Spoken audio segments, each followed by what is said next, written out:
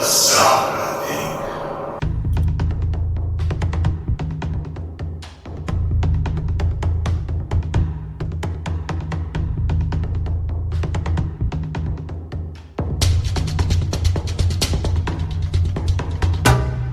Welcome to Saga Thing, where we're putting the sagas of the Icelanders on trial. I'm John. And I'm Andy. This is the second part of our episode on Grettir's saga, so if you haven't heard the first part yet, you'll want to go back and listen to that before you jump into part 2. Right. Well, in that episode, we covered the first 16 chapters of the saga. There's plenty of good stuff there. There's the amazing story of Onan Treefoot. There's an epic battle on top of a whale carcass. Mm-hmm. And, of course, the flaying of a live horse. Wow, the flaying of a live horse, you say? Mm-hmm. Ooh. When you put it like that, I can't imagine who'd want to miss it. Good stuff. Well, people who like horses might not enjoy it so much. And those with weak stomachs might want to hit fast forward here and there. But okay. Why don't you get us started with a quick summary so we have a sense of what's about to happen? All right.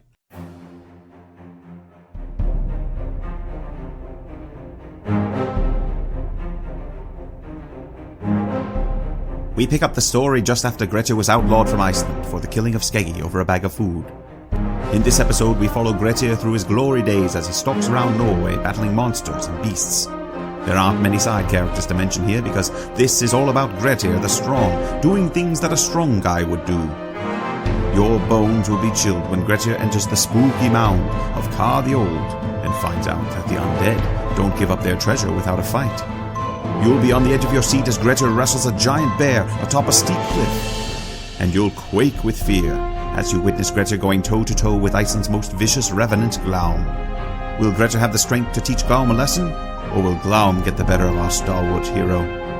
Along the way, you'll meet a number of men whose names begin with Thor, the proud but cowardly Bjorn, and a mysterious young boy with a foul mouth. And who's that? Why, it's the sainted King Olaf Haraldsson, not Tryggvason, here for a cameo.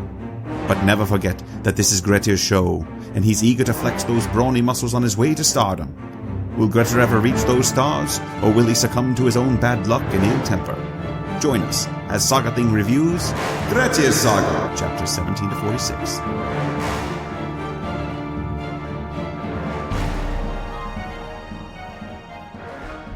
There's so much good stuff in this episode. Yeah, there's far too much for us to cover, actually, which is something we're going to say a lot throughout this episode and the other Grettir Saga episodes. So we're going to be leaving a lot of stuff out, so don't get angry with us. Right, but we've chosen the best bits to share with you this time around. Exactly. In fact, most of this episode is going to be about Grettir's famous monster fights. And if you like what you hear, you'll probably enjoy the saga brief that we'll be doing after we finish Grettir. It will focus primarily on the 3 major episodes we're going to cover here, so make sure you pay attention to Grettir's adventures in this episode. Okay, let's get started. Okay. The Tale of Grettir's Sword.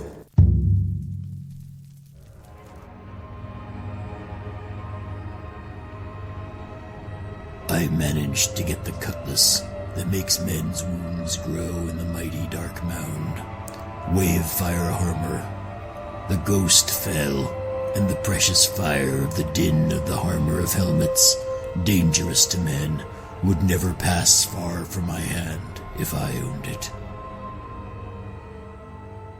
Now, we're going to cover, what are we sneak? Nah, there's doodle. Wow, done. Yeah, thank you.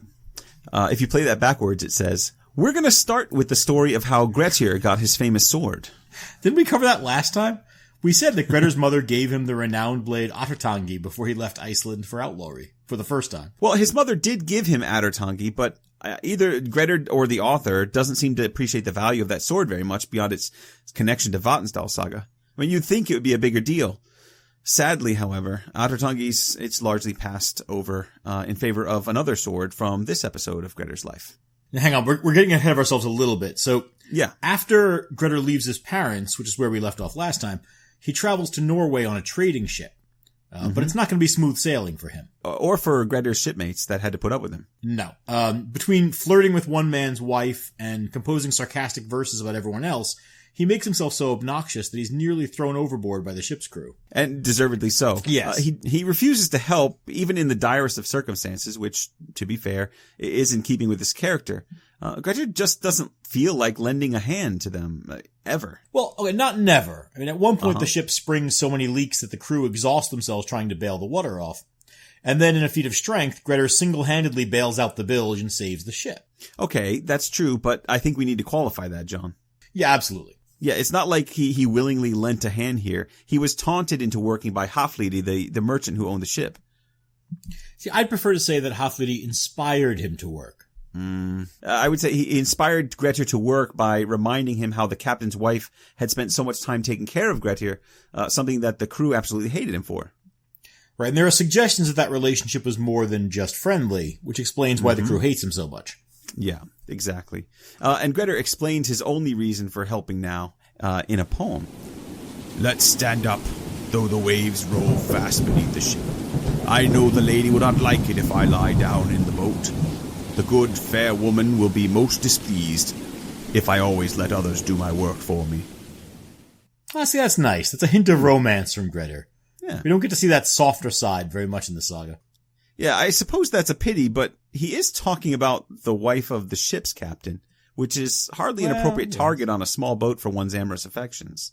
Hey, when Cupid's arrow strikes, it rarely misses, my friend.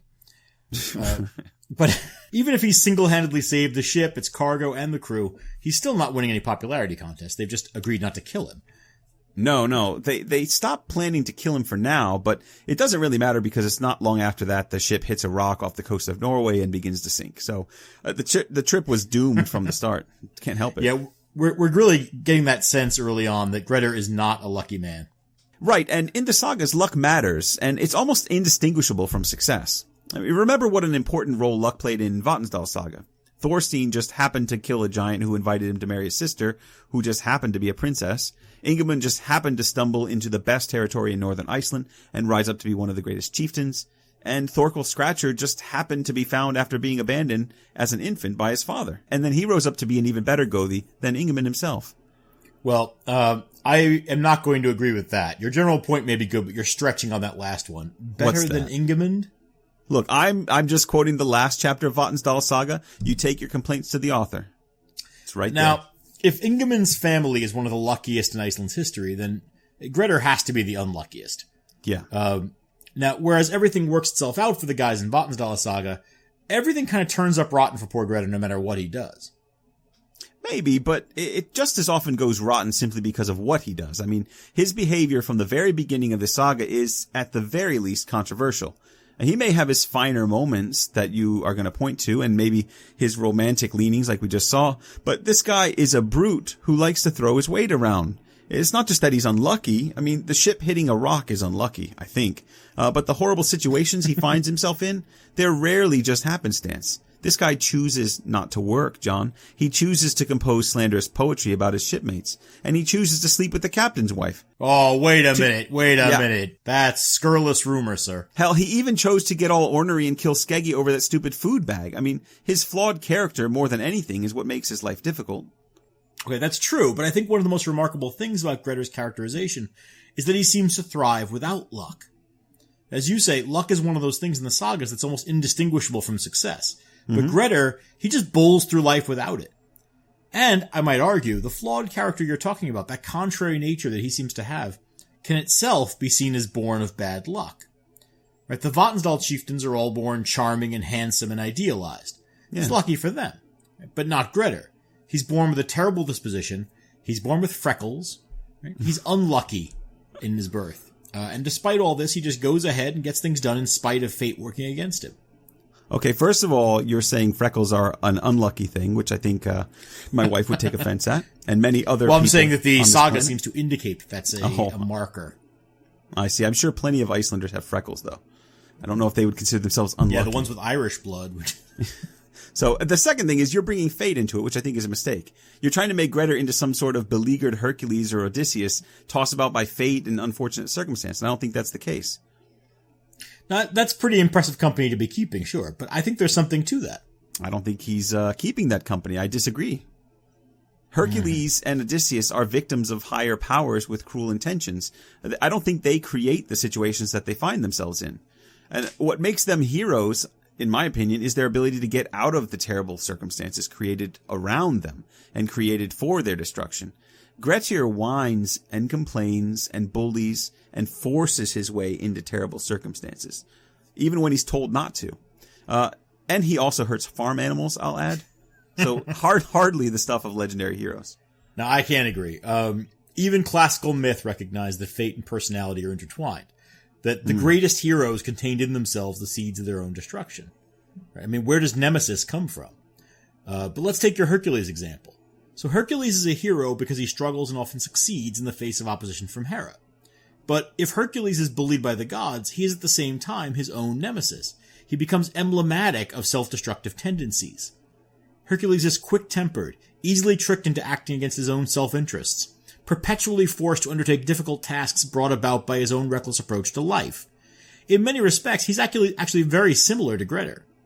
He even does some pretty awful things to animals, if we want to take it in that direction. Okay, well, what about Odysseus? Well, Odysseus has to find his way home despite the offended gods standing in his way. And in the one epic, there's actually one epic where he's ultimately killed by Telegonus, the son that he fathered on Circe, and abandoned, which is a pretty straightforward way of being punished by your past sins. There's a remarkably compelling quality to the man who succeeds when the whole world and his own personality is against him, and to me, that's Grettir. All right. Well, now, I may accept a vague association with Hercules, but not Odysseus. You're definitely stretching there. I mean, you're quoting... Well, you started the comparison. I'm merely trying to justify it. All right. Well, we've gotten way off track. So we're supposed to be talking about how Grettir got his sword, and we haven't even gotten him to land yet. He's still on the boat. Well, I don't think we finished debating this issue, but we probably should get beyond the first chapter of the section we're covering at some point. Yeah.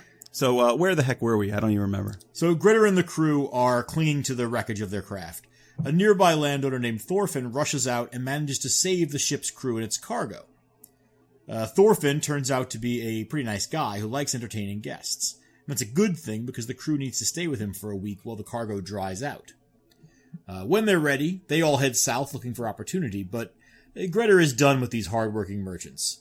Instead, he decides to take it easy with Thorfinn for a while. And like everywhere he goes, Grettir does no work. He does eat and enjoy being cared for, however, which I think kind of annoys Thorfinn, but time passes and Grettir gets a little bored, and when Grettir's bored, well, it's usually dangerous for everyone else around him. If only there were an insanely dangerous and ridiculously showy exploit for him to perform. Ah, but of course there is. You see, Grettir makes friends with a nearby farmer named Audun and spends a lot of time on that farm, trying to get away from work at Thorfinn's, no doubt. Mm-hmm. Now, one day he sees flames shooting up on the nests below Audun's farm. He's told that these are coming from a haunted burial mound of Kar the Old, that's Thorfinn's father, and he decides to explore it for himself in the hopes that treasure might be found inside. Audun tells him that Kar's ghost has haunted the island since his death, chasing out all the other people so that Thorfinn now had sole possession of the island. It actually sounds a little bit like Thorolf Twistfoot and Arnkel from Erbygge Saga. Yeah, we said before that this author was very well read in the sagas and liked to take his favorite characters and bits or episodes from each when writing Grettir's saga. Well, whatever the source, the thought of all that gold in the mound inspires Grettir's curiosity, as it would. Audun warns him against poking around the mound, fearing that it will anger Thorfinn, which I have to say is probably a pretty reasonable fear. Right, but does Grettir care? Not a fig. Not a fig. He drags Audun out to the mound, digs through the turf. That's a good expression we don't use enough anymore. That's right. Not a fig. A fig for thee. Yeah. Whatever happened to the figs? God only knows. Jesus, now I'm hopelessly lost. So what happens? So he drags Audun to the mound, digs through the turf, breaks open the roof beams, and then Grettir climbs down using a rope. So Audun is supposed to watch the rope and then pull Grettir up when the mound has been sufficiently explored and looted. Right. So his backup plan is a farmer who's already practically whittling himself in fear. This should end well. Well, it does. Don't worry, John. We'll tell that to Audun. When Grettir lowers himself down, he immediately sees that the mound is full of treasure. But that's not all. While he's admiring the piles of gold and silver, he bumps into the back of a chair. Oh, no. Yes, a chair. But there is a man sitting in the chair. And He's also dead, so there's no need to worry. This is Kar the Old, father of Grettir's host, Thorfinn. Yeah, no need to worry. Didn't we just say this dead guy's been terrorizing the region and scaring everybody away? Well, Grettir's not worried about that, so why should we be? I mean, let's go with him. Run Trust away, him. Grettir, run away. Well, because while Grettir's gathering all the treasure and piling it up around the rope, Kar the Old rises from his chair and attacks him from behind. He would, wouldn't he? Of course he would. There's a violent struggle as the two wrestle with each other throughout the burial mound, crashing into everything and making a ton of noise. Now, this noise is echoing up through the hole that Grettir dug into the mound. And sitting right by that hole next to the rope is the poor, frightened Audun. He hears these noises, and now he's fairly certain that Grettir's been killed by the mound dweller, so he leaves. Just leaves. He just leaves. Yeah. He pees himself and leaves. Way to support your friend, Audun. There's a reason we don't have a saga about this guy, I guess. Yeah, well, can you blame him? I mean, after hearing all that noise and feeling the ground quake beneath you, would you jump into that hole to see if I was dead or alive? Yeah, fair point. It's probably dark down there. Yeah, it's very scary. But I want you to know I would definitely go down and find you, because it's just the kind of guy I am. Yeah, sure you are. Yeah, I am. Now, it looks bad for Grettir at this point, but obviously he can't die yet. No. There's so much saga left to cover, and we have to say we can't cover this much many times again. So he eventually turns things around and manages to knock the undead Kar over backwards, and before it can get back up, he chops off Kar's head with Atartangi. Only the saga now calls the sword Jökulsnát. No, we are not digressing over the name of the sword. But I think there is a cool story there, John. No, I said no. But I do want to say that... No. You wait. Notable. You get to digress, but I don't? Yeah, that's the way this is playing out, yes. Now, chopping off a corpse monster's head is pretty universally recognized as an effective deterrent, and of course has the additional benefit of killing things that aren't undead as well. So you don't have to make a split decision in the moment. But in Scandinavian tradition, there's an additional element in case you want to humiliate the corpse. You stick its head up against its buttocks. Well, you make that sound a little bit silly, but it's one of the surefire ways to make sure that the corpse doesn't rise again. Staking the headless body is another one, and so is burning the corpse. Well, that's my point. Grettir has options. Sticking Kar's head in his butt is just insulting. Speaking of digressions, you might have noticed some similarities here between Grettir's fight with Kar the Old and Beowulf's fight with Grendel's mother. If so, you aren't the first to notice that. We'll speak about these parallels and many of the sources, or the other sources and analogs found in Grettir's saga when we do a saga brief on the subject after we finish with the judgments for this saga. Yeah, it's going to be really fun digging through all that scholarship and all the theories about how the saga came together. It will, but for now we've got to dig Grettir out of this hole. Wah, wah. Yeah, so Grettir's stuck in the mound with no one to pull him out because, obviously, Audun ran away in fear as soon as the fight started. So not a good Norwegian companion, Audun. But Grettir has the strength to climb out of the mound on his own because he's a big, burly, strong guy. He's known as Grettir the Strong, by the way, so shouldn't be a problem. By the time he carries the pile of treasure back to Thorfinn's house, he's pretty stiff and a little bit cranky. Well, I mean, Grettir's always at least a little bit cranky. Yeah, but not too cranky to get off a good line. When he enters the hall, Thorfinn looks at him sharply and asks what he had to do that was so important that kept him from returning home at a decent hour.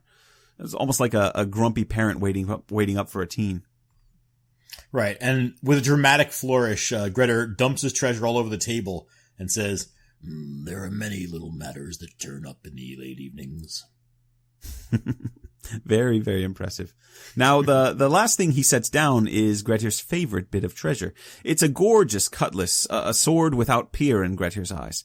And Thorfinn's also quite taken with the cutlass. Yeah, it turns out that the short sword is an heirloom in Thorfinn's family. And when he asks, where'd you get that sword? Grettir offers him this verse. I managed to get the sword that makes men's wounds grow in the mighty dark mound. Wave fire armor, the ghost fell, and the precious fire of the din of the armor of helmets, dangerous to men, would never pass far from my hand if I owned it. He's sounding more and more monstrous when you're doing that. Well, there's something to that. Oh, so it's intentional. I got it. Now, why do you keep calling it a short sword? Why do you keep calling it a cutlass? Oh, good question. I asked first. I guess this is one of the more innocuous examples of something that we have talked about before. We're presenting these sagas using English language translations for various reasons, the chief one being that it makes the text more accessible for an English language audience. Right. Now, when we started, we briefly considered reading quotations in Old Norse and then in translation, but that was kind of clunky and sort of slowed things down.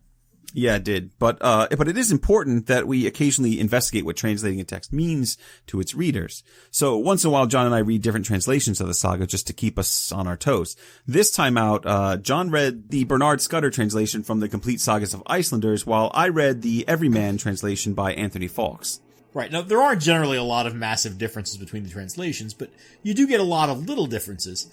Like, for example, the translator's best guess as to what kind of a sword is being described in this passage. So, feel free to decide for yourself. Is Grettir running around Iceland with a cutlass or a short sword? In other words, does he have a kind of cavalry saber-type weapon or a more Roman soldier type of weapon? Exactly. And I like the saber idea better. Well, fair enough. And now, of course, in my head, it's a sort of Roman-style short sword, because that's what I read. Obviously.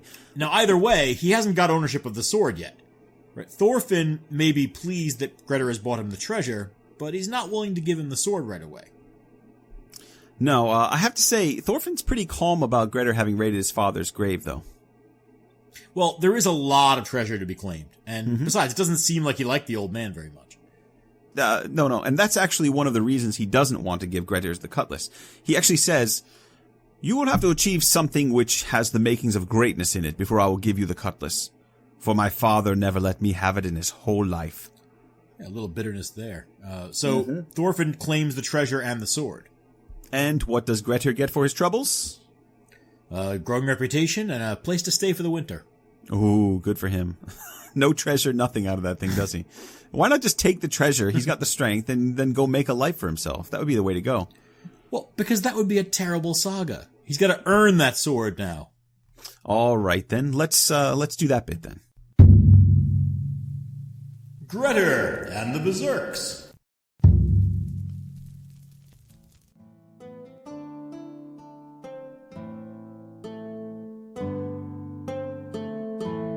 We have made graves by the sea for 12 war fire trees. Alone I was able to bring them all without hesitation, sheer death.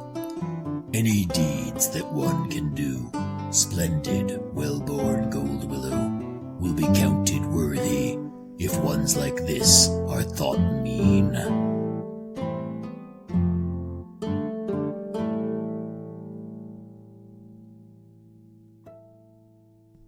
Now, as we said before, Grettir really wants that cutlass. But Thorfinn keeps it near him and even sleeps with it at night, if you can imagine. Well, knowing Grettir, that's probably not a bad idea. But Grettir usually gets what Grettir wants. Yes, but he to does. do this, he's going to have to perform a great deed. Now, fortunately for him, Norway's currently having problems with berserks. Oh, that is convenient. Yes, it is. And once again, we run into something that the saga author has likely lifted from another saga.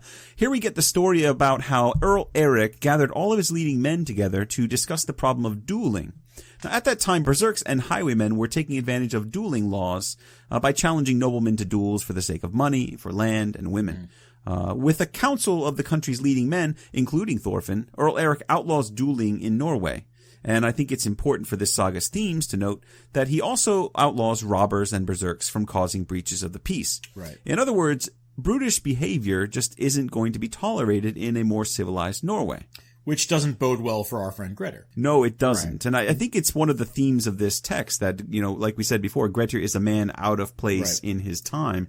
This kind of behavior that used to be okay simply doesn't stand anymore. Well, and he's running out of places to go, right? He's running out of places where he can get away with behaving the way that, for him, is the only way to behave. Yes. So, exactly. at Yule, Thorfinn travels to one of his other properties to host a big winter nights party. But his wife and adult daughter stay at home because the daughter's ill. Grettir stays home too because he's not really a sociable kind of guy. You don't say. And it's lucky that he's there, though, because it isn't long before a boat arrives with a dozen massive warriors led by two berserk brothers named Thorir Paunch and Ogmund the Evil. Now, these are Icelanders, infamous for raping women, plundering farms of men loyal to Earl Eric Hakonarson. And Earl Eric has recently outlawed them, and as I said, Thorfinn was one of the men who'd advised the Earl. So these guys are probably here looking for a little bit of revenge. Right, and we should say it's actually relatively unusual for a saga writer to explicitly state that raiders were known for abusing women. Even here, we're only told that Thor and Ogmund take women, and then, quote, keep them for a week or two and then return them. But the implication of what happens during that couple of weeks is pretty clear, and we're meant to understand that these are real villains. Like, these are criminals. Absolutely. And as you said, these are massive men. So Grettir decides that the best thing to do is to welcome the brothers cheerfully. He greets them and tells them that they've arrived at the perfect time to get their revenge on Thorfinn, since he's not at home, but his wife, daughter, and farm here are unprotected. Even Thor and Ogmund are actually a little surprised by Grettir's willingness to betray his host. Right. But they're more than willing for Grettir to show them into the farmhouse.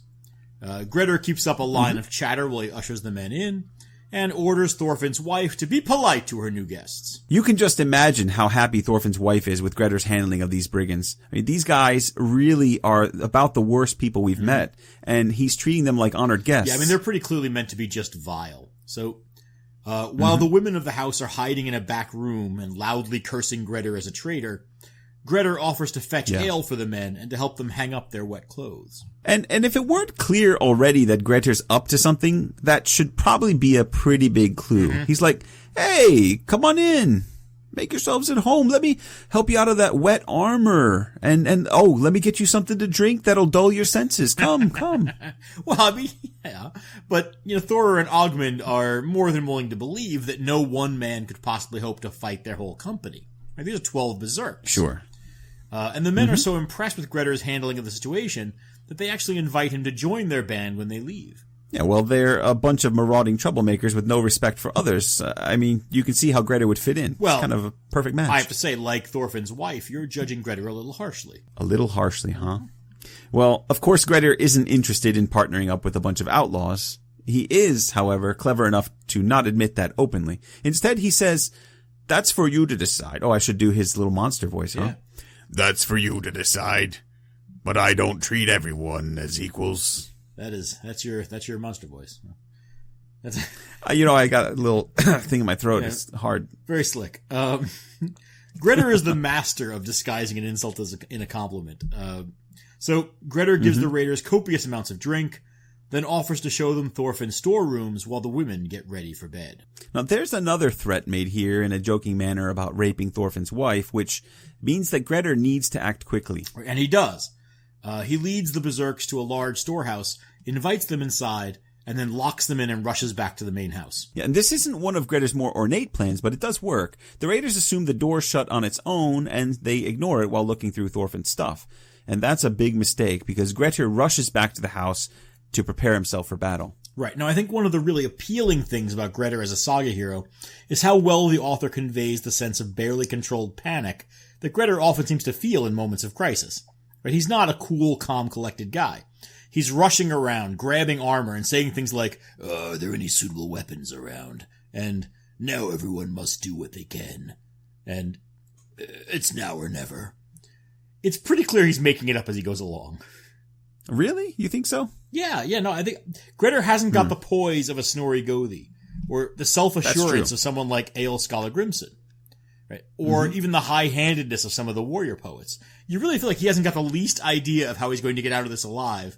And there's really something about that kind of half-assed approach to violence that's a little bit lovable. Well, you might be right, but I read the moment a little bit differently. I mean, to me, this whole episode is designed to reveal Grettir's cleverness, so he can't be just bumbling or even panicked. And when he asks whether there are any useful weapons about, I think it's pretty clear that he wants to know where the cutlass is, or the short sword. And this also serves as a not so subtle reminder to the reader, and I think our listeners today, that this episode is really about Grettir accomplishing a great deed to earn the sword. Oh, absolutely so true. We've got to be reminded of the sword. Right. But I still think there's an element of panic and chaos in his approach, not just here, but throughout the saga. With the permission of Thorfinn's wife, Grettir enters Thorfinn's bedroom, takes a good helmet, a coat of mail, a barbed spear which had belonged to Kar the Old, and, of course, the short sword. or the cutlass. Right. And since Thorfinn's wife has finally caught on to Grettir's plan, she gets 4 farmhands to go with him back to the storehouse. Right, 4 useless farmhands.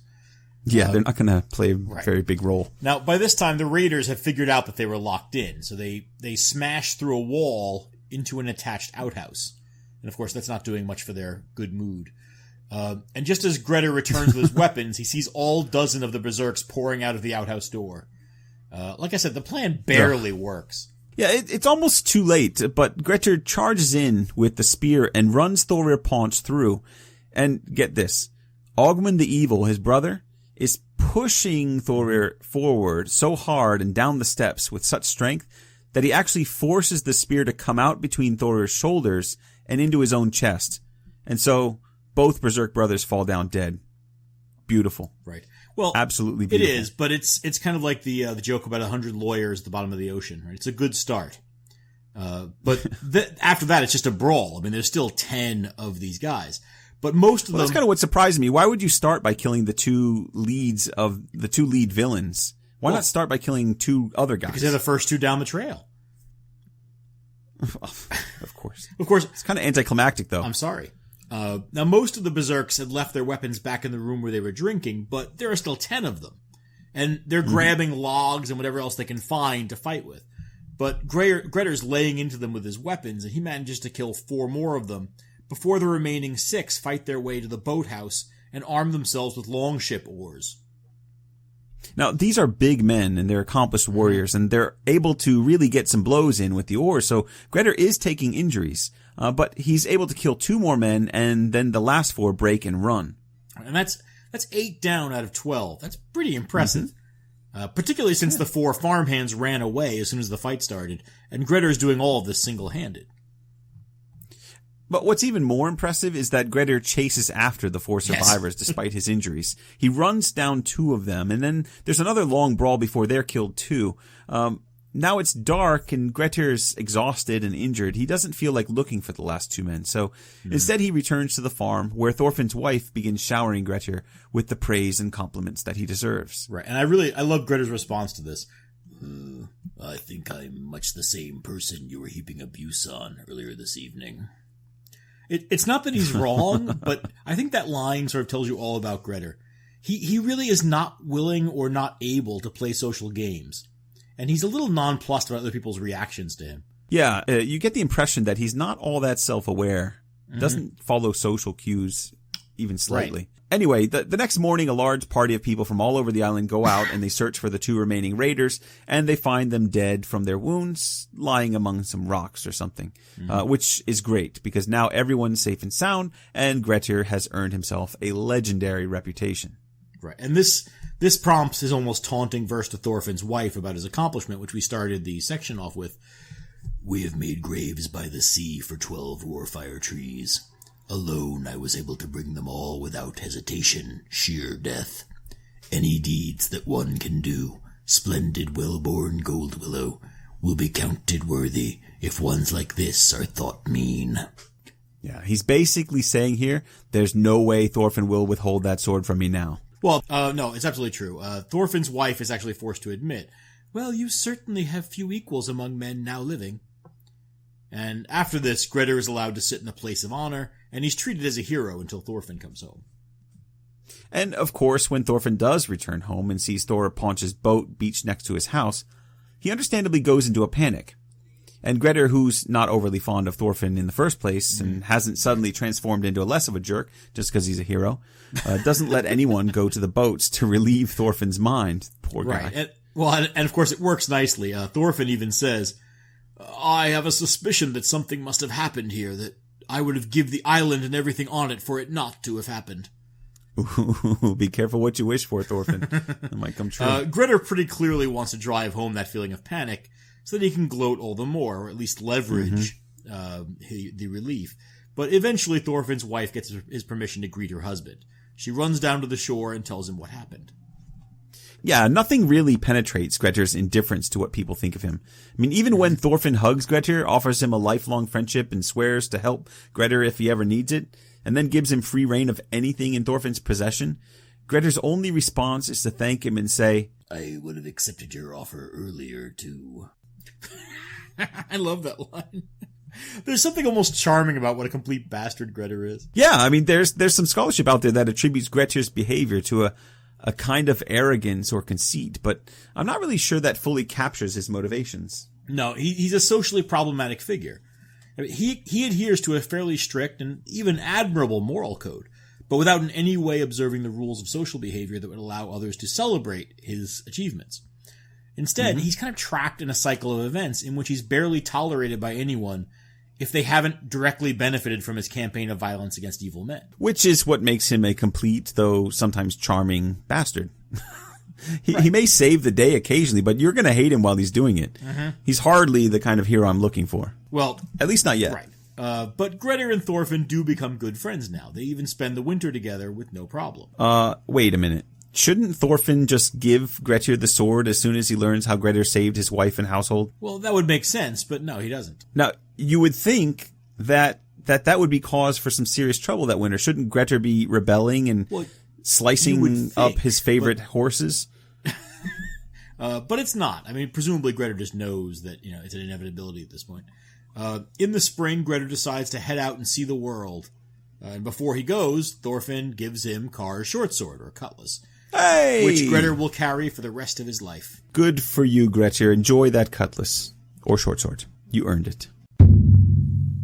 Grettir meets Bjorn and a giant bear. Grrr.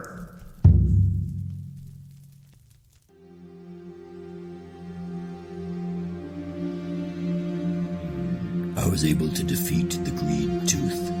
There was talk about that once. The harsh-minded one tore hard the mighty long cloak from the man.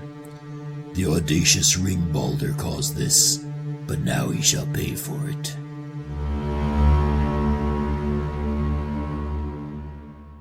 All right, now we're getting into the good stuff. Grettir's fight with the Norwegian bear is one of the more famous episodes in this saga, and Beowulf fans will recognize a number of similarities here. Yes, but again, we will not be highlighting those similarities right now. You got to tune into the saga brief. I do, because this is all of it here. You got to tune into the saga briefs for Grettir's saga, for all those fun bits. For now, we're just going to focus on what happens in Grettir's saga. All right, fair enough. The poem we used at the opening of this section sums up this episode in Grettir's life quite nicely. It does, but out of context, it probably doesn't mean much to our listeners. So let's explain what happened to Grettir after he earned the cutlass, or as you prefer to call it, the short sword. Shouldn't this sword have a name? Yeah, you would think it would, but I don't recall it ever getting anything but cutlass, which is kind of boring. I suppose it's just called Grettir's sword. I mean, it kind of becomes famous because he's the one who wields it. So still Grettir not exciting. No, I know. Grettir earns quite a bit of fame for his defeat of the Berserks, and people throughout Norway are happy to welcome him as a guest.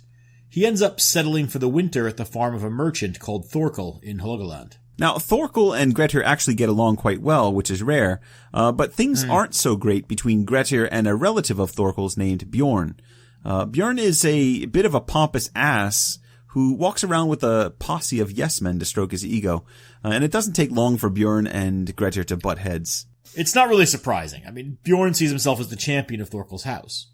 Grettir is a man on the rise, so he probably views Grettir as a threat to his position. Well, while they're learning to get along, or maybe not get along so much, something strange starts happening out in the countryside. There's a fierce brown bear, and it's left its den, and it's savagely attacking all the men and animals in its path. This bear is particularly terrible.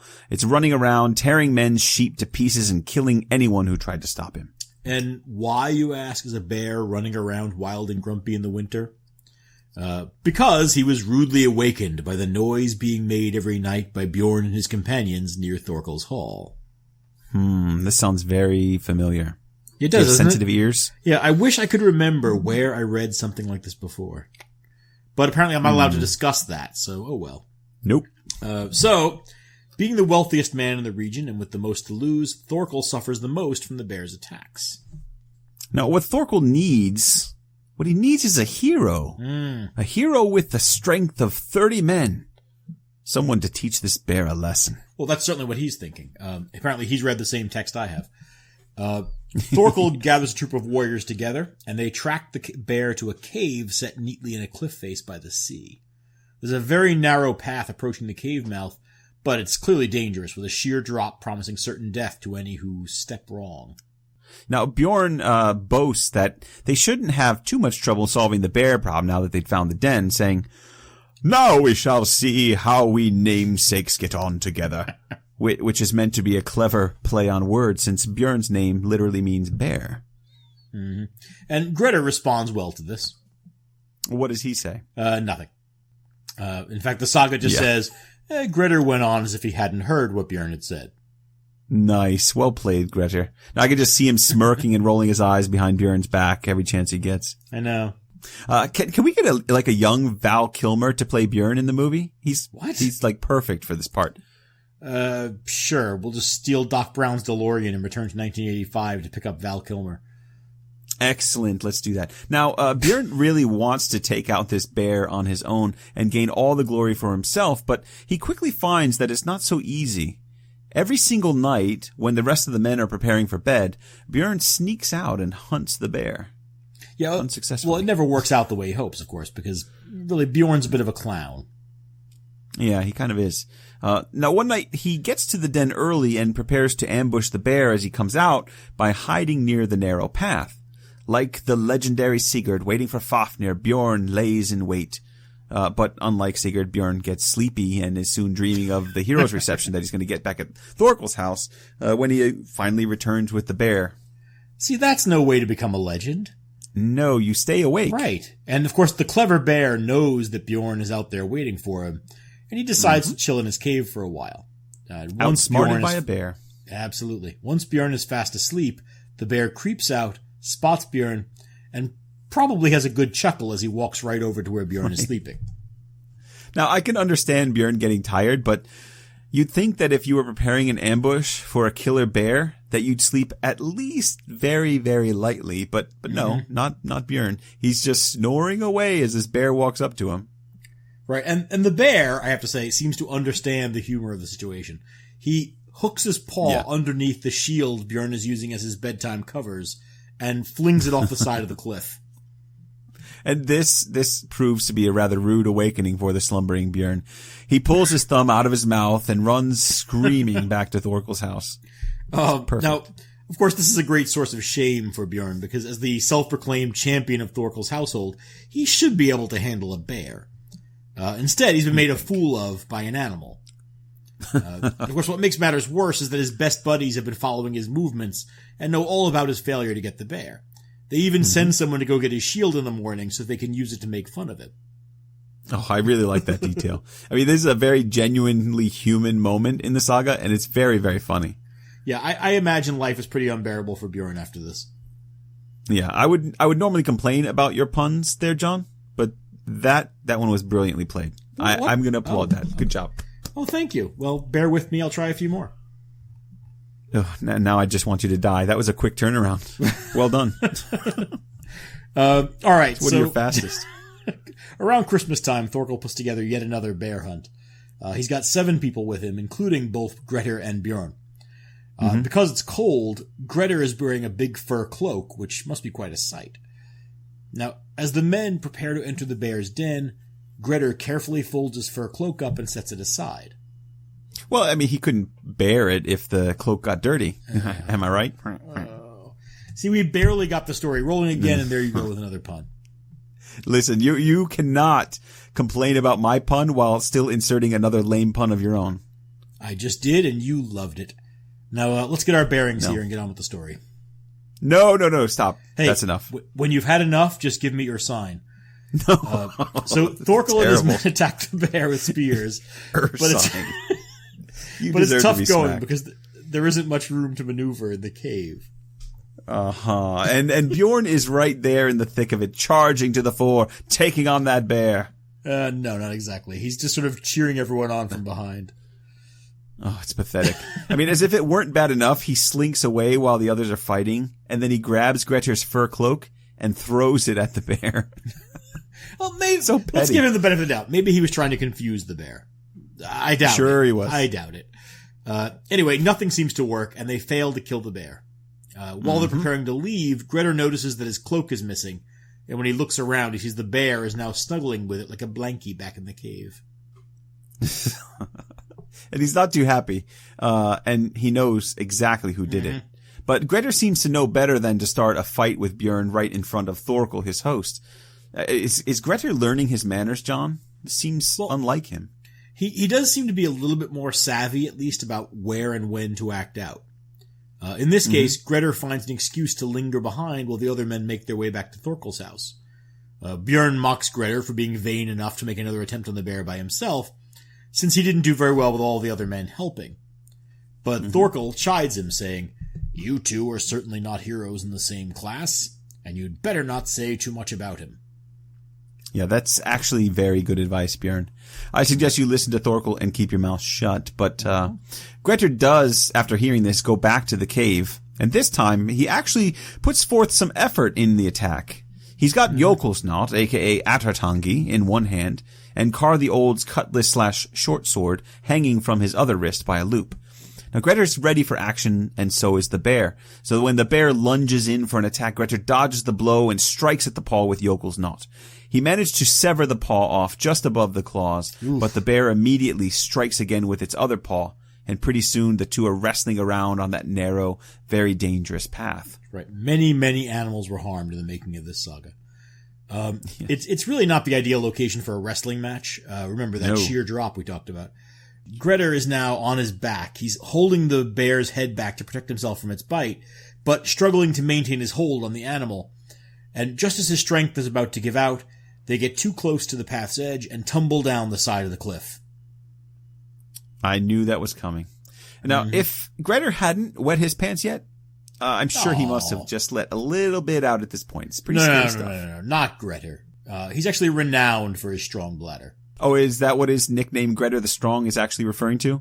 Is that what it is? No, not exactly, no. Oh, okay. So Grettir and the bear are tumbling down the cliff, dry pantsed, I want to make clear, toward the deadly rocks at the bottom. Because the bear is heavier, he ends up on the bottom when they hit the rocks. That's rather a fortunate turn for Grettir. Yes. The bear's gotta be dead after that fall. It's so steep.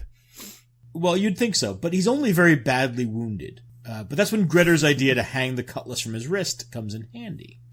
Yeah, it seemed a bit odd to me that he'd want to go into battle with a sharp sword dangling from his wrists, but now he's got the cutlass with him after the fall, assuming he didn't impale himself on the way down with it. Right.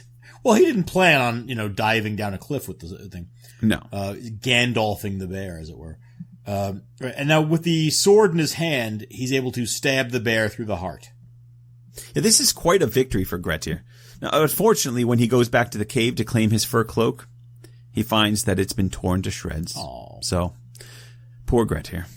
But he puts it on anyway, which I know where he hilarious. can find a brand new fur cloak just waiting to be taken. Apparently he leaves that, but he does pick up the bear paw that he cut off as a trophy of his success. Right, now when he returns to Thorkel's hall in the tattered cloak, everyone laughs. And I have to think that Grettir, who has a flair for the dramatic, has put the cloak on for exactly that reason. He wants everyone to think he's failed. I think you're right. He's quite the showman, and this works. They're all astonished when he then puts the bear paw on the table.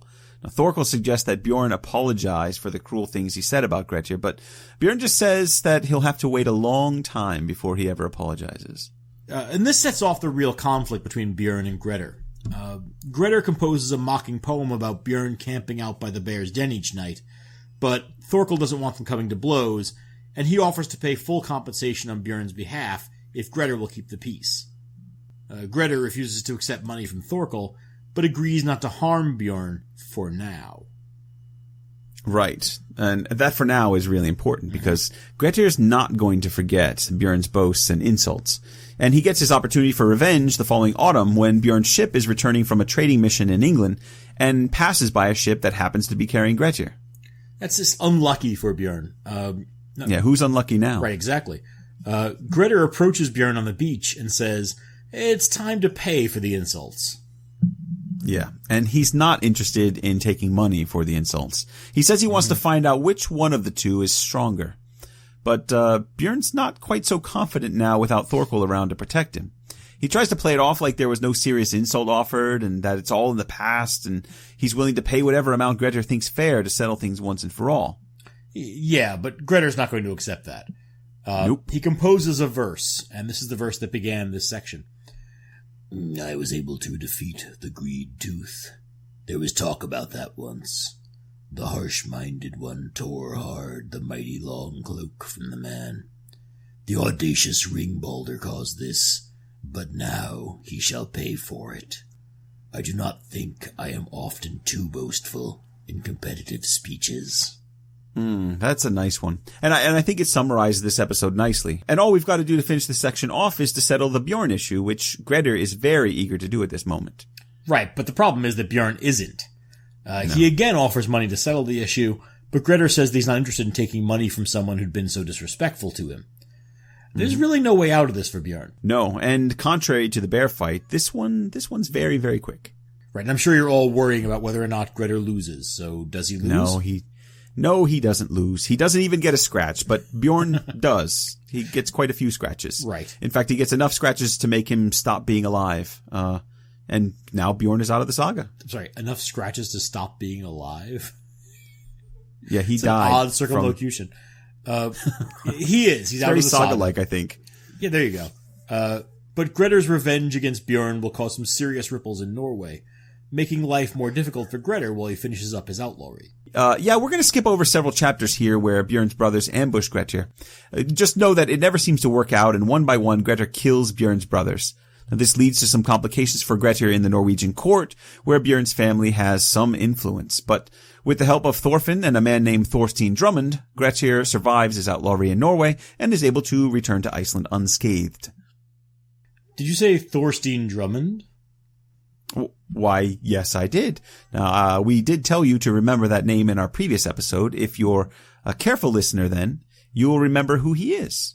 If it's been too long, well... Are you seriously going to just leave them hanging? No. I just wanted to give the thinkers out there a moment to get their answers in. Thorstein Drummond is Grettir's half-brother, the one who was left in Norway with his mother's family after Asmund made for Iceland. There you go. He'll be popping up again at some point, so keep an eye out for him. Or your ear. Either way, we're gonna skip over some more adventures here for the sake of time, but we encourage you to check them out for yourself. I mean, basically, you're missing out on the author's efforts to insert Grettir into the action of other sagas and get him interacting with their characters. In short, the Foster brothers from the aptly named Foster Brothers saga cause a bunch of trouble, and Grettir gets into ball with Cormac of, I think you can figure out what saga he's from. I think you remember that guy. Now, skipping all of this is hard, and it means we're missing a lot of Thingman name drop opportunities, which is a shame. It's sad, I know, and they're all yours, and so I'll name them for the sake of your ego. There's Thorstein Kugerson from the Saga of Bjorn, the champion of the Heaterdal people, ding, and Skafti Lawspeaker, a bit player that you wind your way into taking from the Saga of Gunnlaug Serpentongue, ding. Oh, thank you very much. And Cormac from Cormac Saga. Ding. Ding. Now, I believe that still puts me in the lead for Thingman name drops. Ooh, big deal. I don't even know if those numbers are accurate, and I'm not going to check. So let's move on. We're going to be running long on this episode, and we haven't even done the best part yet. Let's do it. It's time for The Curse of Glam. Now, this is probably the most famous section of Grettir's saga. And deservedly so. There's some really great writing here, and the events of this section help to shape our understanding of Grettir as a person. So the narrative begins by shifting our focus to the large farm of a man named Thorhall. I think every man we've encountered so far is named Thor something. We have Thorfinn, Thorkel, and Thorhall. So, the three Thors. Now, Thorhall is a wealthy landowner with lots of livestock. But unfortunately for him, the farm he owned was haunted, making it next to impossible for him to keep the shepherds around. That is a problem. He tries to solve it by seeking advice from Skafti Lawspeaker, Thingman. The solution, according to Skafti, is to take on an ill-tempered Swede named Glam, who's having trouble keeping work in Iceland. Ooh, thanks, Skafti. Sounds like a great idea. Remind me not to come to you for advice. Right. Well, Thorhall isn't too worried about it, and Skafti assures him that Glam is one of the bravest and strongest guys around. He's not likely to be afraid of a few ghosts. Yeah, true. And it's true, he's not. Glam's a bit of an unusual character, which is something that Thorhall spots right away. The saga describes Glam as Heavily built and strange in appearance, with eyes dark and wide open, with wolf-gray hair. Sounds a bit ominous. Sounds a bit crazy. But Skofty's right. He's got those eyes that are too far open, huh? When Thorhall mentions that the farm is haunted, Glam just says, I'll find it less boring, though. I don't have a voice for him. I'll find it boring. No, he's got to sound like a tough brute, not like a slimy narfy. Hang on. When Thorhall mentions that the farm is haunted, Glam just says, I'll find it less boring that way. What? No, that's not acceptable either. Then you do a voice. You tell me, what does he sound like? He should sound bold and brave and a little bit troublesome. And crazy is the point I'm trying to make. You're overdoing crazy. You've got too much crazy. Let's pull it back. Let's pull it back just a little bit. All right. When Thorhall mentions that the farm is haunted, Glam just says, I'll find it much less boring that way. There you go. That's the one. So they agree to terms and Glam arrives on the farm around winter night, which is in October. He comes at the appointed time and takes over shepherding the sheep on the farm. And he's pretty good at it. But everyone on the farm finds Glam quite repulsive. I mean, he doesn't go to church. He doesn't socialize. He's uncivil and awkward, which is quite... We've already run into a character like this. Yes, we have. He's another one of those guys you don't want around. Right, which, of course, makes him a great shepherd because he doesn't need to be around people. That's right. But he does need to be able to interact with them when opportunities arise. And he also needs to participate in the culture. But he rejects all those customs on the farm, and he mocks their Christianity as being superstitious. You're talking about his refusal to fast on Christmas Eve, right? Yes, that's right. That the morning of Christmas Eve, he wakes up early and demands food. And when Thorhall's wife tells him that it's not their custom and that they like to fast on Christmas Eve, he just says, You go in for a lot of superstitions that I see no point in. Now get me my food. There you go. It's almost starting to sound like Brian Doyle Murray.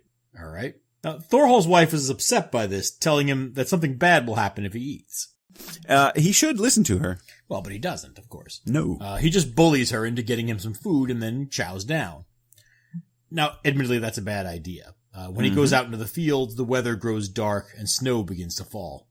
A blizzard moves in and lasts all day long. People could hear Glam shouting to the sheep early in the day, but by evening there's no sign of him anywhere.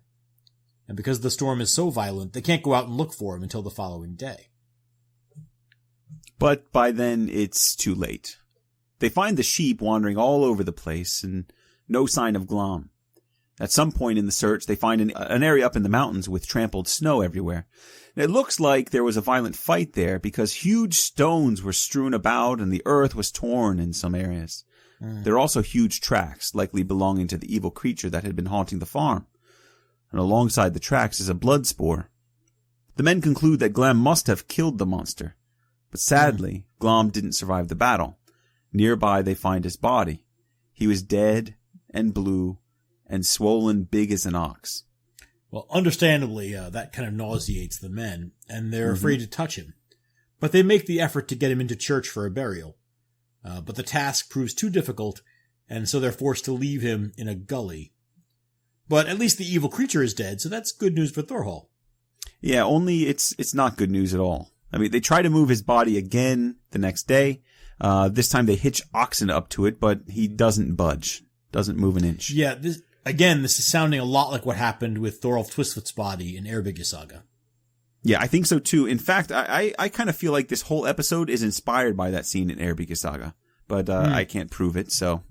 No, I think it's a reasonable assumption, though. The author has just finished working 2 other sagas into his narrative, so there's no reason to think that he wouldn't be lifting from Eyrbyggja Saga here. Well, things get worse. On the 3rd day, they bring a priest with them, but this time the body's gone. Glam's nowhere to be found. This freaks the priest out, and he refuses to help anymore. He goes home. Right. But of course the corpse is just hiding, which is disturbing. It's weird. Enough. As soon as the priest goes away, they find Glam's body. But just as before, they can't move it an inch. So eventually they just pile some rocks on top of it, call it a cairn, and leave him there. And that proves to be a terrible idea. I mean, if these people had read their sagas, they would know that this is a big problem. And sure enough, it's not long before Glam is haunting the farm. And at first, he just wanders around the farm, scaring people. But then he starts riding the buildings at night, straddling the ridge and kicking the roof with his heels, making a terrible racket and frightening everyone away. And things eventually get so bad that most of the people abandon the farm and avoid going into the valley altogether. Well, and with good reason. I mean, who would want to hang out with Glam? No, not me. He's essentially taken possession of the farm at this point. But the odd thing about Glam's power is that it seems to wane during the spring and summer when the sun comes up at its highest. Mm-hmm. Now, with Glam's hauntings growing less and less violent in the spring, Thorhall attempts to settle his farm again.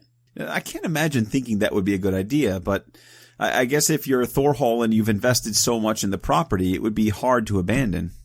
Sure, no, true. And it's not like Glam is killing people or anything at this point. Yeah, not at this point. Thorhall gets a new farmhand and shepherd named Thorgout. Just like Glam, he's a tough guy who isn't threatened by the prospect of tending sheep with an evil spirit nearby, and things do go pretty well for him. In the autumn, the hauntings start to get more violent again, but Thorgout handles it very, very well. Then things start to turn in the winter. On the morning of Christmas Eve, in fact, Thorgout heads out to tend the flocks. Now, did Thorgout eat his breakfast, or is he fasting according to custom? Well, I'm going to guess that he's fasting according to custom because the saga doesn't say anything about him arguing with Thorhall's wife. But it doesn't really help. Just like before, it starts to grow dark early in the morning and snows start to fall and get heavier. This doesn't sound good. And the people of the farm recognize a pattern here. They're very worried, but there's really nothing they can do. The weather's just too bad. And sure enough, Thorgout does not come home. The next day they search for him, and of course they find his body near Glam's cairn. And the poor guy isn't just dead. His neck was broken and every bone in his body smashed. It's a gruesome sight for everyone involved. Well, especially for Thorgout. Not really. He can't see anymore, so there's no sight for him to see. Fair enough. Now, they're able to move Thorgout to the church and give him a proper burial, so he's at least not going to cause any trouble. But Glam is still out there.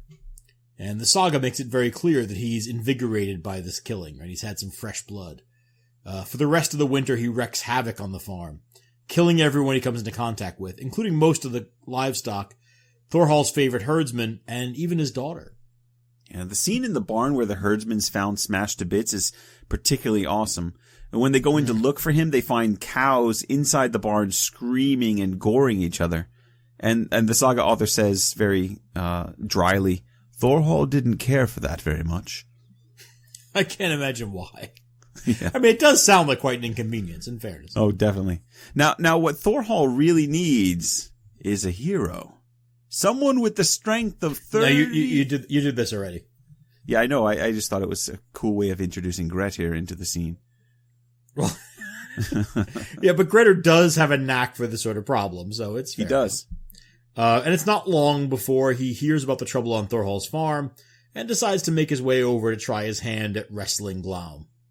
Before he goes, his mother's brother Yokel tells him that this is a very, very bad idea, and that his kinsmen need him, and that nothing good will come of the journey. But Grettir is intrigued by the scary monster, and decides to seize the opportunity to enhance his reputation a little bit further.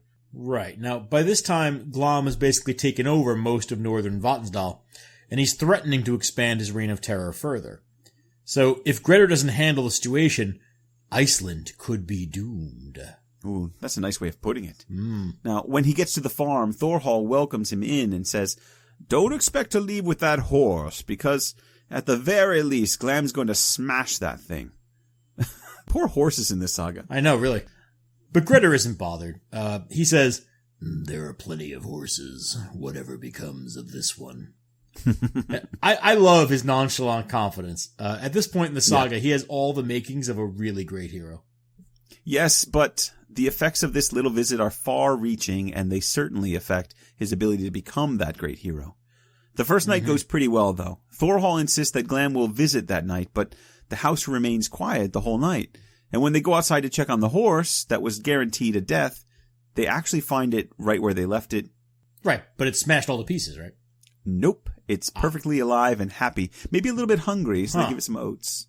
And this makes Thorhall very, very happy. And so he wants Grettir to stay another night. And once again, Glam doesn't touch the house. This time when they go out to check the horse, Well, he's smashed. Every bone in the horse's body's broken, which seems That's to be more like it. Glam's calling card. Right. Now Thorhall is afraid again because he knows that Glam is playing with them. Mm-hmm. He tells Grettir to flee, but Grettir says, I cannot take any less in return for my horse than a sight of the villain. And he's going to get that chance on the next night. Right. Now, when night falls, Grettir sets himself up on the platform opposite Thorhall's bed closet. He covers himself completely with a fur kind of poncho type thing, leaving just a little space in the head hole to look out of. And if you want to get a sense of just how violent Glam's attacks have been on the farm, listen to this description of the hall as Grettir looks around. All the door frame had been broken away from the outer doors, and now there was a hurdle fastened across it and fixed rather roughly. The end partition of the hall had all been broken away, the one that had been in front of the doors, both above the beam and beneath. All the bedding had been thrown about. It was not very inviting there. No kidding. I mean, it sounds miserable. I can't believe people are actually living or sleeping there. Now, Glam keeps Grettir waiting for some time that night, but just before midnight, Grettir can hear the massive bulk of Glam climbing the roof. Now, John, what's with Glam riding the roof like a horse every night? I can only imagine how ridiculous this must look from afar. Well, fair enough. But underneath, inside the house, it must make an awful sound. Can you imagine this massive man beating on the roof of the house all night with his heels and hands, howling and screaming? It's not a pleasant thought. No, not at all, but I'm imagining how it would look from another building, and I'm going to maintain that Glam must look extremely silly while riding the house. Fair enough. But he doesn't look silly for long. Glam climbs down and forces his way into the house. Grettir is actually taken aback by just how huge Glam really is. Mm-hmm. The monster, meanwhile, spots the furry heap on the platform that is Grettir and makes his way over to investigate. Grettir sees Glam coming, but he remains quiet and waits patiently for the right moment to strike. I've got to say again, this sounds extremely familiar. Yeah, and you know you're not the only one to say that, right? But it's about to get even more familiar. Glam reaches out and grabs the furry object. But much to his surprise, the poncho doesn't move. So he pulls harder. But Grettir's braced himself against the base of the platform, and he's doing his best to stay in place. And then on the third try, Glam pulls even harder. This time, the poncho comes toward him, and Grettir comes with it. And the two have a little tug of war with the poncho until it finally tears in two. I just love this part. I mean, it says that Glam looked at the bit of poncho that he's holding and wonders who's been pulling the other end so hard. And I can just see the dumb look on his big blue face as he's like staring at the poncho, staring at the shadow in the darkness. Right. But in the time it takes him to sort of stare at this piece of poncho in his hand, Grettir leaps on him. He moves under Glam's arms, taking him around the middle in a giant bear hug, squeezing with his hands together against Glam's back. And Glam is both surprised and a little frightened by this turn of events, but he's no pushover. He manages to fight Grettir off. The two begin wrestling all over the house, knocking down pillars, smashing everything in their path. At some point, Glam makes a move to go outside, but Grettir knows that if Glam gets out into the open, then all is lost. So he digs his heel in and pulls harder against the monster. And I'll just read what happens next because it's hard to describe. Glam put on an extra burst of strength and jerked Grettir toward himself when they got to the porch. And when Grettir sees that he cannot hold back with his feet, he does two things at once. He leaps as hard as he can into the villain's embrace and kicks back with both feet at a stone part buried in the ground that stood on the threshold. That's pretty impressive. Now, I'm not sure exactly about the physics of that description, but I get the idea. He's just going with the energy being used against him, which is just basic jujitsu. And it works really well because Glam loses his balance and falls backwards with Grettir on top of him. And you don't want Grettir on top of you. Trust me. Right, no, absolutely. And we have to read this next part because it's the best paragraph in the saga. And it ranks up there with some of the best stuff in saga literature. Yes, it does. There was a bright moonlight outside and gaps in the heavy cloud. Sometimes it clouded over, and sometimes it cleared away. At the moment Glam fell, the cloud cleared from the moon, and Glam glared up at it, and Grettir himself has said that this was the only sight he ever saw that made him afraid. Then he felt so weakened by everything, his weariness, and seeing Glam squint at him fiercely, that he was unable to draw his short sword, and lay just about between life and death. And that's when Glam speaks. He looks at Grettir and tells him that he could have become twice as strong had he not sought out Glam. But because he did, his strength will remain the same as it was that day, which he admits is still plenty strong. He also tells Grettir nice that he will live a miserable life, guilty of crimes and deeds of violence, and that everything he does will turn out bad. Grettir's going to be cursed to live a life out in the open and by himself. And lastly, Glam says that his eyes will always be before Grettir, those wide open, frightening eyes, haunting him and forcing Grettir to seek the company of others in fear, though that will only bring him more misery. Yeah, as far as curses go, that's about as bad as it gets. Really? You probably haven't read Stephen King's Thinner. I have not. As soon as Glam is done speaking, Grettir regains his strength, seizes his short sword, and decapitates his enemy. And in keeping with his own idiosyncratic tradition, he places the head near the monster's buttocks. Thorhall then emerges from the broken timbers of the house and praises both Grettir and God for the defeat of Glam. Together they burn the corpse, gather the ashes in a bag, and then bury those as far away from pastures and the paths of men as possible. Very, very smart. And so Grettir's fame increases as the story of his heroism spreads throughout the land. Hooray! Yay! Grettir's outlawry. Despite his fame, Grettir is kind of on a dark path now. Yeah. He returns to Vatnsdal and to his friend Thorvald's home. The two men talk about Grettir's experience with Glam, and Grettir explains that he's been feeling grumpier than usual lately, which is quite an accomplishment, really. He's also become so afraid of the dark that he couldn't go anywhere on his own after sunset because frightening apparitions begin appearing to him, and things seem very strange to him once the sun goes down. Mm-hmm. His friend Thorvald is sympathetic, but he warns Grettir to be very careful. Which is easier said than done. Now, it's around this time that King Olaf Haraldsson takes the throne in Norway, and Earl Svein is on the run. Now, Grettir heads to Norway after he hears that Olaf is looking for Scandinavia's most remarkable men to join him in service, and certainly Grettir would be a good candidate for that. Well, and Grettir's not the only one. One of Grettir's enemies, Thorbjorn Ferdlang, is also heading to Norway seeking opportunity. And the two men end up booking passage on the same ship. Now, I'm shocked that you aren't going to explain the nickname there, but I'm sure we'll get to it eventually. Well, I can do that. I was going to save it for the judgment section, but all right. Ferdlang translates as far traveler. There you go. That's enough. Now, it's purely coincidence. This fun. Yeah, this meeting is purely coincidence, which plays into that stuff about Grettir being unlucky, I guess. That little curse is going to really screw up his trip to Norway this time, and it starts right here. Yes, it is. When Thorbjorn gets to the ship, he starts immediately insulting Grettir and his father Asmund. Asmund has gotten pretty old by now, and he's been bedridden with sickness. Thorbjorn starts telling the men preparing the ship that old Asmund had died choking on smoke from a hearth fire like a dog. But it was no great loss, he said, because Asmund had already become old and senile. Oh, that's not very nice, Thorbjorn. It's not. No, and Grettir's standing right there, and he actually responds this time. He says, I prophesy for you, Ferdlang, that you won't die by smoke from your fire, and yet maybe you won't die by old age either. That's a pretty clear threat, and Thorbjorn should be wary of getting on board that ship with Grettir.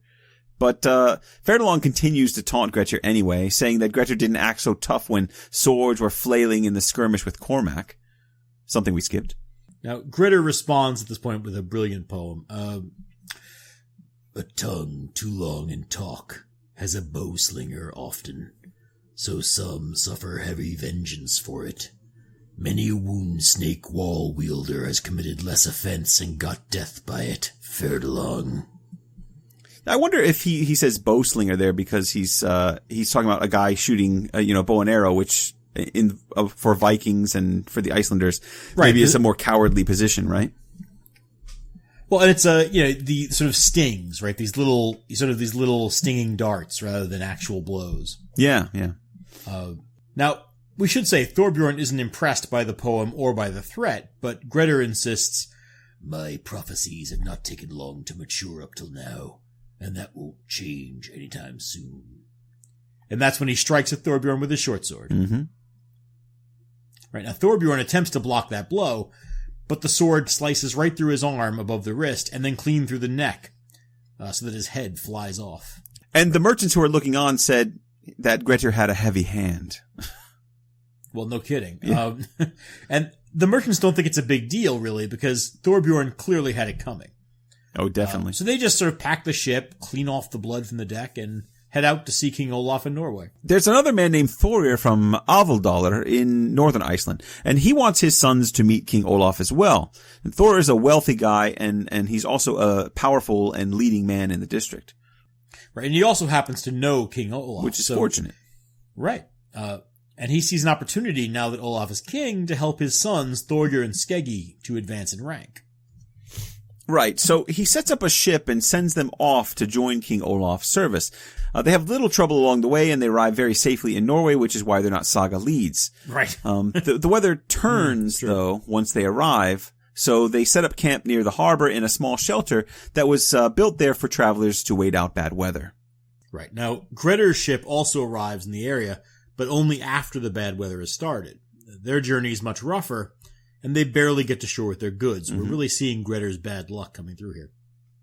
Now, unfortunately, they have no way to make fire and warm up, so things are looking really bad for them. In the evening, they see a large fire on the other side of the channel from them. This is where Thorir's sons are camped. Now, because the weather is so bad, they agree that it's too dangerous to launch a ship, but they convince Grettir to try his hand at swimming over and taking the fire himself. Yeah, I'm not sure why Grettir would agree to this, but I guess he likes a challenge. So he strips down to his underclothes, covers himself in a cloak because Grettir loves cloaks, and then he leaps into the channel and swims over to the other side. There he finds a building full of men just enjoying themselves.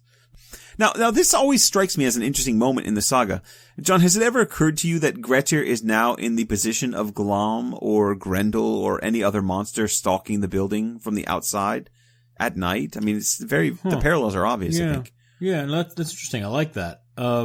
It fits in with Grettir's increasing sense of isolation and alienation from society. Yeah. And that's going to be a major theme of the third part of the saga. Well said, John. Well said. Well, whether Grettir's a monstrous hall invader or not, it's not going to turn out all that well.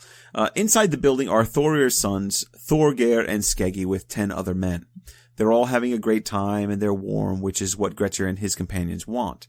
Now, rather than knock and announce himself in a civilized manner, Grettir just walks in. And the problem is that he's been swimming in icy water and standing in the freezing cold, so his cloak and hair are covered with ice.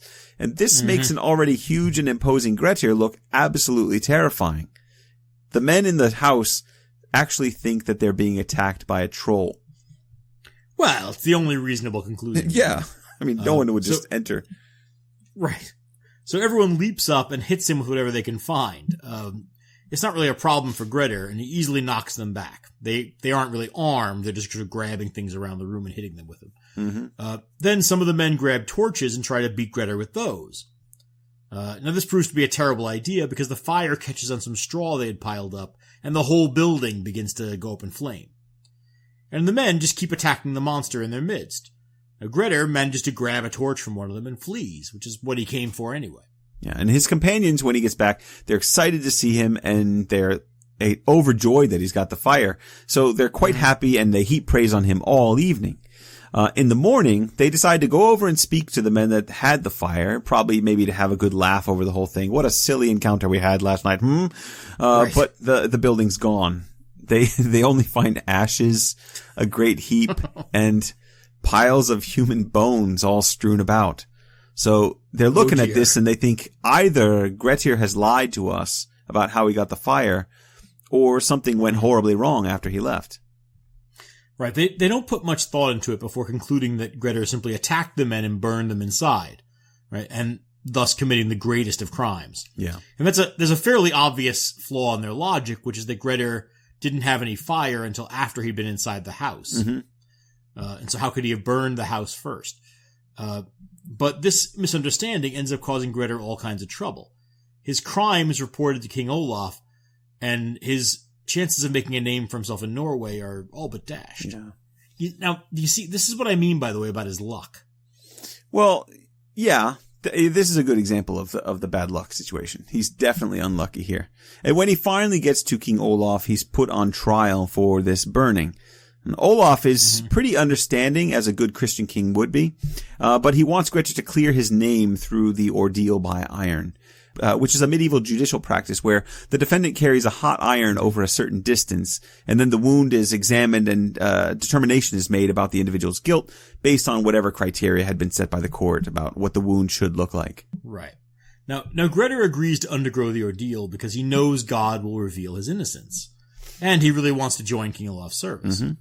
He even fasts in preparation for bearing the iron, and Grettir is not generally known for his adherence to religious observations. No, yeah, I think this is really interesting. Yeah. Then on the day of the ordeal, when just about everything is looking up for Grettir, right before he is to take hold of the iron, a young boy leaps out of the crowd and starts screaming at Grettir, calling him a criminal and a mermaid's son, and sticking his fingers out at him and making faces. All right. Now, you can't really expect Grettir to put up with being called a mermaid's son, can you? I mean, that's the last thing you want to be called. Right. And he doesn't put up with it. Remember, Grettir had said before, he's quick to anger and in an even worse temper since his fight with Glam. Rather than bear those jibes with patience, Grettir lashes out and claps the boy under the ear, just hard enough to knock him unconscious and maybe kill him. Well, so much for that ordeal and for his chances of building a relationship with King Olaf. I mean, the weird part about this episode is that no one can identify that boy. I mean, he seems to have come from out of nowhere, which leads several people to conclude that he's actually an evil spirit that was sent to ruin Grettir's ordeal. Now, it doesn't matter where the boy's from, though, because Grettir lashed out and everything fell apart. King Olaf then says he believes Grettir to be a worthy and strong man and very likely innocent of the burning, but he's proven himself in this instance to be too rash. And so he gives Grettir permission to winter in Norway, but also insists that he has to leave for Iceland as soon as spring comes. Right. And while he's waiting for spring to come, Grettir has another adventure in Norway with a berserk, but we'll save that one for best bloodshed. He spends the winter with his half-brother, Thorstein Drummond, instead. Thorstein Drummond, everybody. Hope you're paying attention. Now, there's only one detail here worth sharing, but it's an important one. Andy, how do you feel about a little Saga Thing theater for this one? Ooh, Saga Thing theater, you say? Oh, we haven't done that in a while. Sure, let's do it.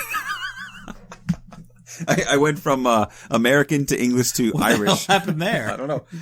Oh, Faith Magora. Yeah, let's do it. Who am I supposed to play? Thorstein Drummond, of course. Of course, Thorstein Drummond. Yeah, I figured you'd take Grettir. All right, let's do this. Okay, so I'll set the stage. We're in the bedroom of Thorstein's house. It's early morning, and Thorstein has awakened to see Grettir's bare arms laid out over the bedclothes. I guess he sits there admiring them for a moment until Grettir wakes up, at which point he says, I have seen your arms, kinsman, and I am not surprised at the heaviness of some of your strokes, for I have seen no one's arms that compare with yours.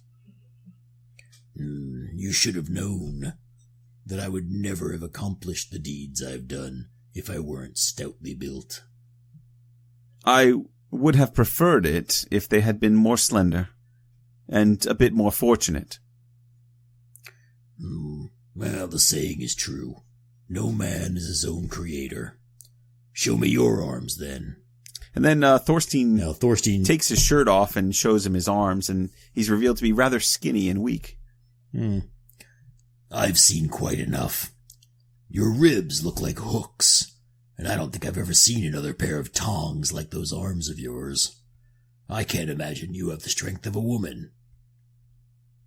That may well be, brother, but you can be sure of this, that these slender arms of mine will avenge you, or else you will never be avenged. Well, how can we tell what will happen in the end? But it strikes me as pretty unlikely. And scene. Thank you. Yes. I love the contrast in voices there. It's like a wayfish boy standing next to a frog man. Anyway. Yeah, I actually find this scene really touching, despite the weirdness of the voice there. I think because... Mine or yours? Yours. Oh. Grettir sounds odd to me. Just freakish. He's just as God made him. Yeah, he can't... God, a man doesn't make himself, as he said. Yeah. But I think Thorstein shows his wisdom here with that line about wishing Grettir's arms had been smaller. I mean, Thorstein clearly loves his half-brother and he senses that his life's not going to be an easy one, in part due to the strength that he has. Yeah, and I love how Grettir seems resigned to his fate here. He doesn't seem to think there's any hope for him, which of course, I mean, it turns out he's quite right. Things are about to get much, much worse because back in Iceland, everything's falling apart for the family. Asmund, Grettir's father, finally succumbs to his illness. Meanwhile, his brother Atli, who's a promising leader in the district and does very well for himself, runs into trouble. A man named Thorbjorn Oxmite decides to avenge Thorbjorn Ferdelang. And that's Thorbjorn Ferdelang, remember, is the guy that Grettir killed before heading out to Norway. Right. Since Oxmite can't get at Grettir while he's in Norway, he stalks his brother Atli instead, picking fights with him at every turn. But because Atli's done so well for himself, he usually escapes with little to no damage. In the end, Thorbjorn resorts to ambushing Atli at his home, running around in the morning, knocking on the doors, and then hiding. And when he finally lures Atli to open the door, Thorbjorn thrusts his spear through Atli's stomach. Atli looks down and delivers a very serious candidate for notable witticism. They're very fashionable now, these broad spears. And then he falls dead on the threshold. Oh man, it's a tragic death, but such an excellent delivery. I mean, if that doesn't win notable witticism, I might be very angry. Anyway, so Thorbjorn Oxmite, he runs away, and he doesn't actually have to deal with the consequences of his actions anytime soon, because there's no one in Grettir's family old enough to prosecute him for the crime. I mean, there's Grettir's little brother Illugi, but again, too young to really pursue this case. Right, he's a child. Yeah. Meanwhile, the news finally comes to Thorir of Gard about Grettir burning his two sons in Norway. Remember, this is the wealthy man who's got a lot of influence in the north of Iceland. Now, Thor is going to use his power to force a suit against Grettir before he can even come to defend himself. So poor Grettir is just out in Norway and being brought to trial. Right. Now, being a powerful Gothi has its advantages, obviously. Even though people don't think the suit is fair, they can't stop it from going forward. Skofty Law Speaker, my Thingman, says this is an ill deed because a story told by one person is only half told. I love that line. That's a wise man right there. Hey, John, at my school, they did like little posters for the library, and they took a picture of me. And I gave them that quote to put on the poster. There's a picture of me holding the book, The Sagas of the Icelanders from Penguin. And it says up there, a story told by one person is only half told. Very, very witty, clever stuff. So when you were asked to come up with a line that encompassed the sagas and meant sort of what the sagas were all about, you chose a line from one of my Thingmen, did you? I will edit that out. There's no way I'm putting that in there. Oh, come on. Maybe. That's not right. Maybe. That's not right. You can't do that. It's hard to say. No one really knows. Take your time. Anywho, nothing can stop Thorir from pursuing his case against Grettir, and so Grettir's given full outlawry, which is why he's in the outlaw saga category. Thorir then places a very high price on Grettir's head in the hopes that someone will go out and kill him, and then Thorir runs home, of course. And that's where we're going to have to leave things for this episode. I think we've gone on long enough.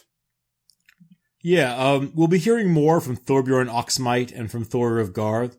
But for now, we want to thank you for listening to this rather lengthy walk through the middle of Grettir's saga. We're going to have to leave Grettir with the news of his father and brother's deaths and his own outlawry awaiting him in Iceland. We've got to cover all of his outlawry in just one more episode, and then we got this long epilogue with a special certain someone. There's a lot of saga left. How are we going to do this? Well, we'll manage it somehow. But until then, you can keep up with us on Facebook and Twitter. It'll be a couple of weeks till our next episode because I'll be traveling. I'll actually be up at Lanza Meadow next week. So look for pictures of the Vikings' first settlement in North America on our social media sites soon. Oof, I really, really wish it had worked out that we could have done that trip together. As do I. Okay. I'm going to offer you just this one bit of advice, John. Oh, what's that? If you see a uniped, I want you to run. I'll want to get a picture first. No. Don't get a picture. You run. Now, I got it on very good authority that unipeds in that region of North America are very aggressive. So you don't want to mess around with them. Just run. Well, I do have plenty of fat around my entrails, so Yes. I should be all right. All right. Well, thanks. Listeners, if you enjoy what we do, please support us by posting a review to iTunes. It does help in more ways than you can imagine. So please log on, do what you've got to do, and you'll never have to feel guilty when we say this again. I think that about does it. Yes, it does. We'll record the final part of our Grettir Saga summary after John gets back from Lonsall Meadows. I'm looking forward to it. Until then, bye for now.